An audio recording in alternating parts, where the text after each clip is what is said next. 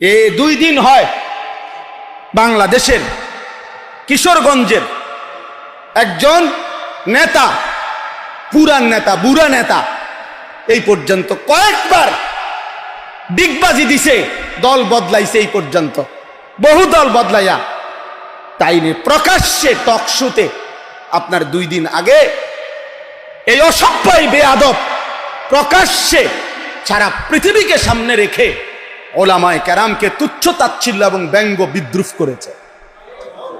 আজীব হবে। সে বলছে আমরা 500 টাকার মৌলবী, আমরা 1000 টাকার নাকি মৌলবী, আমগরে 500 টাকা দিলে আমরা ওয়াজ বদলায় ফেলি, আমরা ফতুয়া বদলায় ফেলি। নারীদেরকে বলছে তোমরা এই মোল্লাদের সন্তান পেটে ধারণ করবা না। এত বড় জঘন্য বেয়াদব বাংলাদেশে আরেকটা কেমনে জন্ম নিয়া এই ফ্যাসিস্ট পরবর্তী 5ই আগস্ট যেই সময় জালেম পলায় গেল, এরপরে এই জালেম কেমনে থাকলো এটা আশ্চর্য লাগতেছে। এত বড় জঘন্য বেয়াদব, এত বড় ভয়ানক বেয়াদব। বয়স্ক মানুষ, বয়স 60 বছরের কম হবে না, সে একেবারে সে বলতেছে মোল্লাদের ইসলামের মধ্যে কোনো মোল্লাতন্ত্র নাই, ইসলামে এক জিনিস, মোল্লাতন্ত্র আরেক জিনিস। মানে আমরা মোল্লারা হইলাম এক জিনিস, ইসলাম আরেক জিনিস। তুই কি কইলি পাগল, কি কইলি তুই? হ্যাঁ কি বললা, এটা কথা হইল? এই জন্য ওলামায়ে কেরাম এটার তীব্র প্রতিবাদ করেছে। এমন জঘন্য বেয়াদব যেই দল লালন করে তাদের ভবিষ্যৎ খুব ভালো হবে না,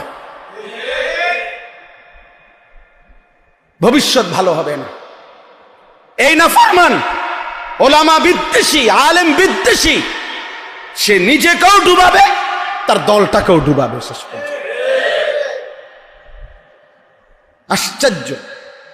এজন্য ভাইয়া একজন হইলেও মনে রাখবেন, উম্মতকে ওলামাদের থেকে, সর্বশ্রেণীর মুসলমানকে, মানুষকে আলেমে দ্বীন থেকে বঞ্চিত করার যেই কোনো ষড়যন্ত্র, যেই কোনো চেষ্টা, এটা আমরা ঘৃণা ভরে প্রত্যাখ্যান করা দরকার।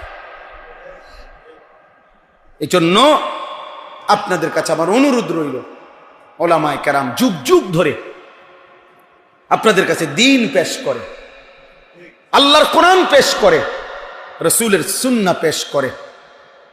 কয় টাকা উপার্জন আপনারা বলেন ইনসাফ করে? একজন মসজিদের ইমাম, একজন মসজিদের মুয়াজ্জিন, একজন মাদ্রাসার উস্তাদ কয় টাকা উপার্জন?